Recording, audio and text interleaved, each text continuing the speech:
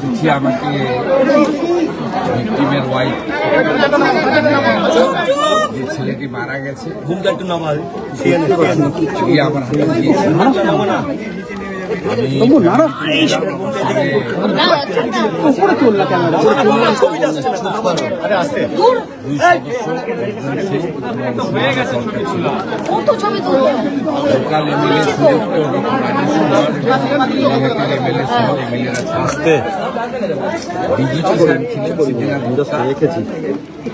Madam ছিলেন,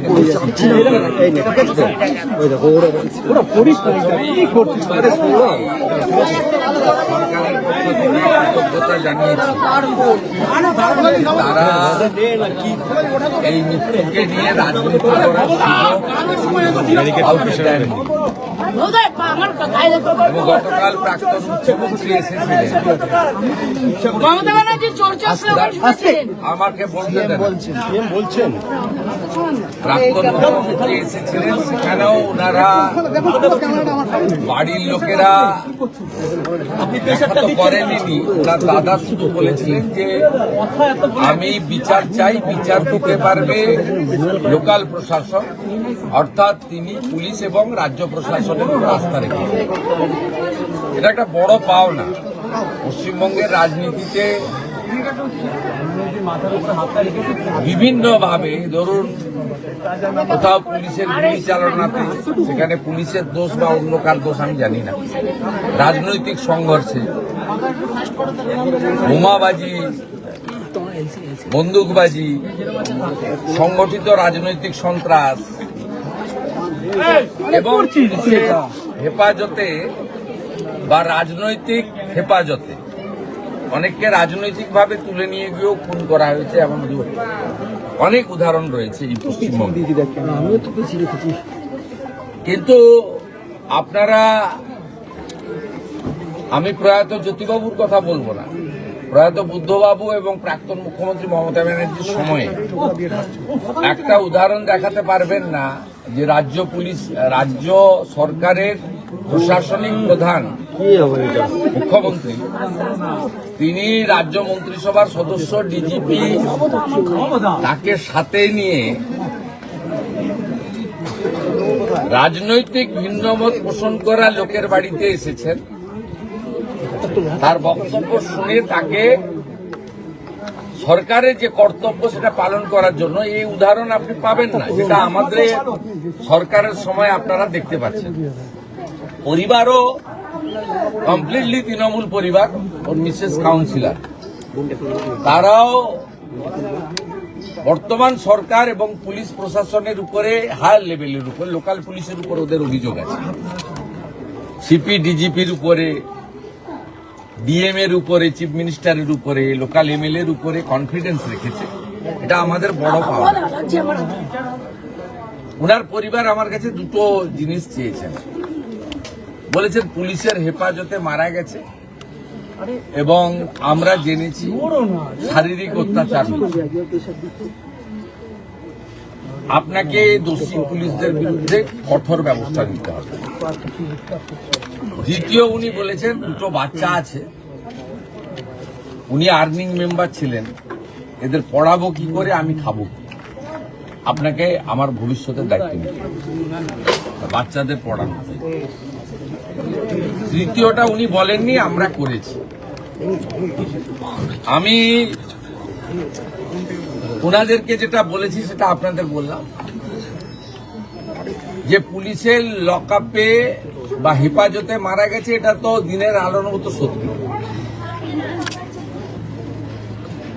কতটা শারীরিক অত্যাচারে মারা গেছে বা কিভাবে মারা গেছে, এটা আমি বা ডিজিপি সাহেব বলতে পারবো না। তিনজন ডাক্তারের নেতৃত্বে যে পোস্টমর্টম হয়েছে ভিডিওগ্রাফি দেখে, তাদের রিপোর্ট যতক্ষণ না পুলিশ আইও কালেক্ট করছে ততক্ষণ এটাতে কনক্লুশনে আসা যাবে না যে পুলিশের গাফিলতি প্রমাণিত, কারণ তাদের কাস্টডিতে মারা গেছে। এবারে কতটা কি অত্যাচার করেছে ইন ডিটেলস পিএম রিপোর্টে পাওয়া যাবে। আমরা প্রাথমিকভাবে থানার আইসি কে ক্লোজ করছি পুলিশ লাইনে, আর আইও ইনভেস্টিগেটিং অফিসার তাকে সাসপেন্ড করছে। ম্যাজিস্ট্রিয়াল ইনকোয়ারি এক্ষেত্রে প্রোটোকল ম্যান্ডেটারি।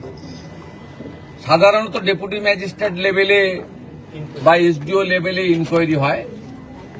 আমরা এক্ষেত্রে ঘটনার গুরুত্ব অনুভব করে এবং পরিবারের দাবি মেনে উত্তর 24 পরগনা জেলা শাসক মহোদয়াকে ম্যাজিস্ট্রিয়াল ইনকোয়ারি করার জন্য দায়িত্ব দিচ্ছি। চিফ সেক্রেটারি বিকালের মধ্যে তার নোটিফিকেশন বের করে দেবেন, অফিসিয়াল অর্ডার বের করে দেবেন। আমি ফিরে গিয়েই করে দেবো ফাইলে সই। সেকেন্ড হচ্ছে ওর পরিবারকে আমি হোম মিনিস্টার, বছরে 3টে অ্যাটেন্ডেন্ট পাই। আমি ওর স্ত্রীকে আমার অ্যাটেন্ডেন্ট হিসেবে চাকরি দিলাম। উনি শোক কাটিয়ে ওঠার পরে লোকাল থানার সঙ্গে অ্যাটাচ থাকবেন এবং 12 মাস 15,000 টাকা করে এরা পায় অ্যাটেন্ডেন্ট। 12 মাস কমপ্লিট হলে গ্রুপ ডিতে পার্মানেন্ট হয়ে যায়, কারণ বাকি চাকরি তো পরীক্ষা দিয়ে হয়, আমরা কোনোভাবে চাকরি দিতে পারি না। C agreed. আমরা থার্ড যেটা বলেছি যে মৃত্যু অর্থ দিয়ে হয় না, কিন্তু সব প্রদেশেরই সরকার, কেন্দ্রের সরকার একটা দায়িত্ব থাকে। এই জন্য CM relief fund, PM relief fund, এই জন্যই ডিজাস্টার ম্যানেজমেন্ট ফান্ড, এই জন্যই থাকে, ব্যবস্থা থাকে সরকারের। ওরা আমাদের কাছে অর্থ চায়নি, কিন্তু আমি চিফ মিনিস্টার রিলিফ ফান্ড থেকে 10 লক্ষ টাকার একটি চেক আপনার মিসেসকে দিয়েছি। যেটা আপনাকে নিতে হবে না, আপনাকে একটা চাকরি, ছোট চাকরি হলেও দিলাম আমরা। 2টো বাচ্চার নামে আপনি এমআই করে দেন, পড়াশোনাটা দেখতে হবে। আর পোস্টমর্টম রিপোর্টে যা আসবে এবং ডিস্ট্রিক্ট ম্যাজিস্ট্রেটের নেতৃত্বে ম্যাজিস্ট্রিয়াল ইনকোয়ারিতে যা রেকমেন্ডেশন দেবে তার ভিত্তিতে পরবর্তী পদক্ষেপ আমরা মেনে চলব। কাস্টোডিয়াল ডেথের ক্ষেত্রে সুপ্রিম কোর্টের, এনএইচআরসির এবং রাজ্য সরকারের নিজস্ব কিছু ব্যবস্থা রয়েছে, সেই ব্যবস্থা মেনেই এটা করবে। ডিজিপি সাহেব পার্সোনালি এবং হোম সেক্রেটারি ম্যাডাম পার্সোনালি এটা লুক আফটার করবে এবং আমাকে রিপোর্ট দেবে, এবং এমএলএ এবং সিপি প্রপারলি লোকাল ফ্যামিলিকে ইনফর্ম করতে থাকবে যে সরকারের ইনভেস্টিগেশন এবং তার অ্যাকশনের প্রসিডিওরটা কি। গতকাল মমতা ব্যানার্জি অভিযোগ করেছে, তিনি অভিযোগ করছিলেন তাকে নাকি মারার চেষ্টা হয়েছে ইত্যাদি ইত্যাদি কিছু। আমি আপনাকে প্রথমত বলি, উনি প্রাক্তন মুখ্যমন্ত্রী এবং একজন বিশিষ্ট রাজনৈতিক নেতা বা নেত্রী হিসেবে প্রোটোকল পান, জেট প্লাস নিরাপত্তা। আমাদের সরকার আসার পরে উনার নিরাপত্তা তুলে নেওয়া হয়নি।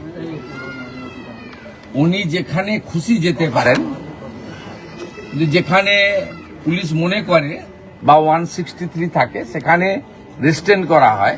যদিও আমার এই 3 মাস সময়কালে বাড়িপুরে 163 ছিল, যে 4 জনকে অ্যালাউ করা হয়েছে, আমাকে 104 বার হাইকোর্টে যেতে হয়েছে। উনি সব জ্ঞান না দিলেই ভালো। উনাকে আমি পরামর্শ দিতে পারি না, বয়সে বড়, মুখ্যমন্ত্রী হিসেবে অনুরোধ করব, আপনি প্রপারলি ডাইরেক্টর অফ সিকিউরিটিকে, সিপি কলকাতাকে, এডিজিএলওকে, যদি ডিজিপি আপনার পছন্দের না হয়ে থাকে, আপনি যাকে পছন্দ করেন, বা আপনার অফিস তো আছে, আপনার পার্টি আছে, এখনো ছোট হয়ে গেলেও আছে, ভেঙে গেলেও আছে, তা আপনি মেল করে আপনার শিডিউল জানালে আপনি যে প্রোটেকশন পান অ্যাজ পার ব্লু বুক, সেই প্রোটেকশন আপনি পাবেন। কালকে আপনি না জানিয়ে এসেছেন এবং ভারতীয় জনতা পার্টির কোনো লোককে আমি ছবিতে দেখিনি। আমাদের এমএলএ বরঞ্চ জানার পরে লোকজনকে সরিয়ে নেওয়ার ব্যবস্থা করেছে। আর আমি সিপিকে ধন্যবাদ দেব, তিনি ডিসির নেতৃত্বে, আমি টিভিতে আপনারা এখনো দেখাচ্ছেন, মাঝে মাঝে দেখেছি, অন্তত কয়েকশো পুলিশ ছিল। এই পুলিশ মোবিলাইজেশন করতেও টাইম লাগে। এই পুলিশ মোবিলাইজেশন করতেও একটা থানাতে এত পুলিশ থাকে না, লাইনে থাকে, ব্যাটালিয়ানে থাকে, সেখান থেকে ফোর্স আনতে হয় যখন ভিআইপিরা আসেন।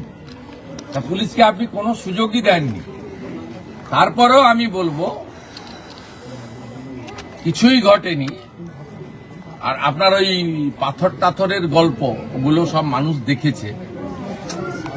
আমি আপনাকে পরামর্শ না দিয়ে অনুরোধ করব, আপনি কোথাও গেলে পুলিশকে টাইম নিয়ে জানিয়ে আসবেন।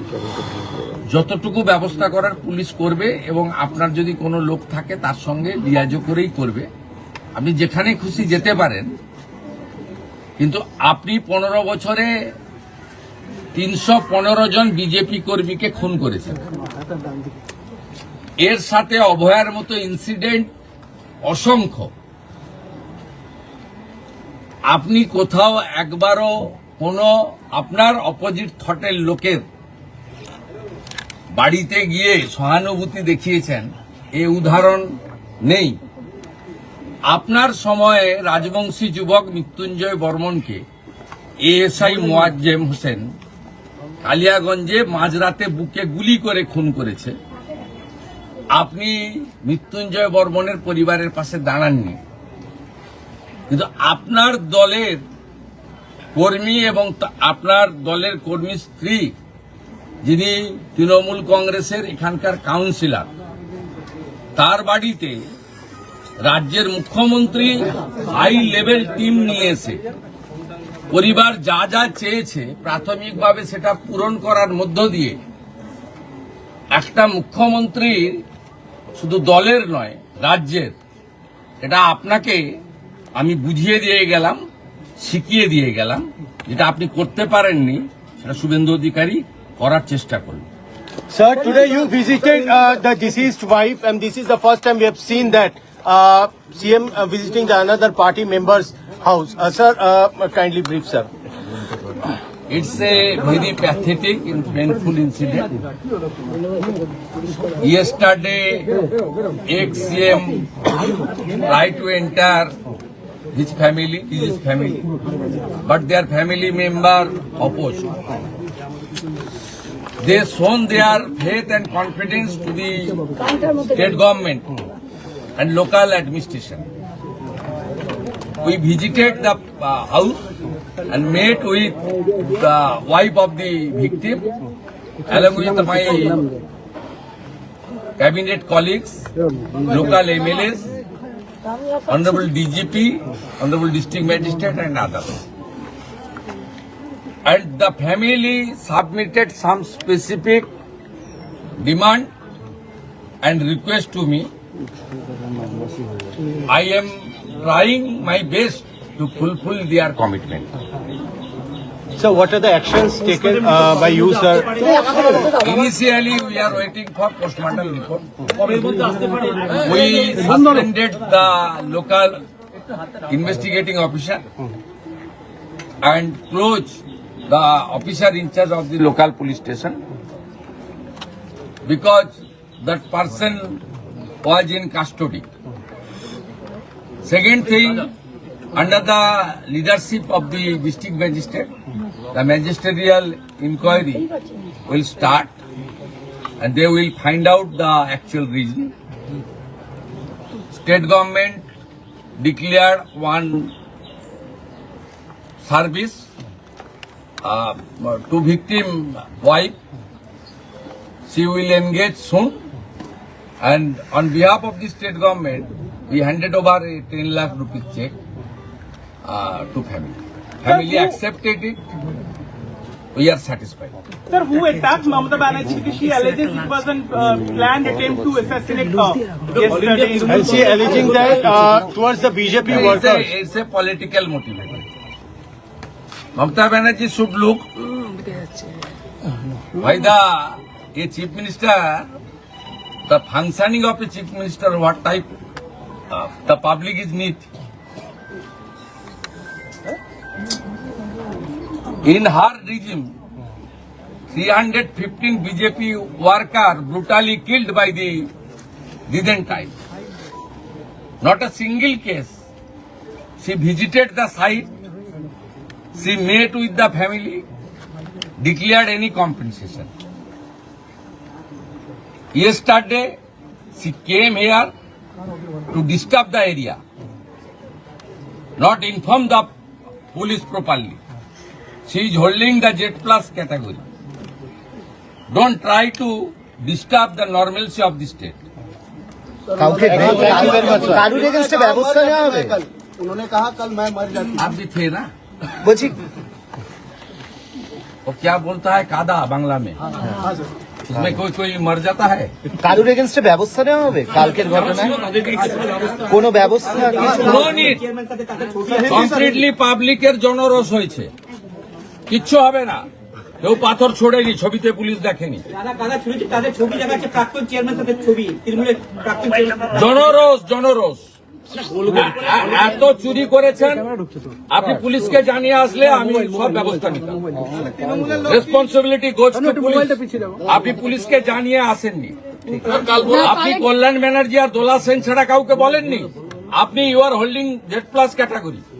আপনি যখন যেখানে যাবেন প্রায়ের পুলিশকে বলবেন।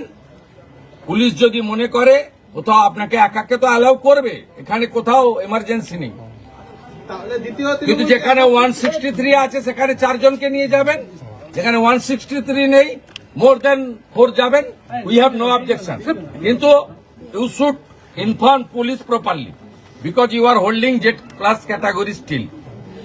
আপনি জানিয়ে আসেননি, তার রেসপন্সিবিলিটি ডিজিপি বা পুলিশ মন্ত্রী নেবেন।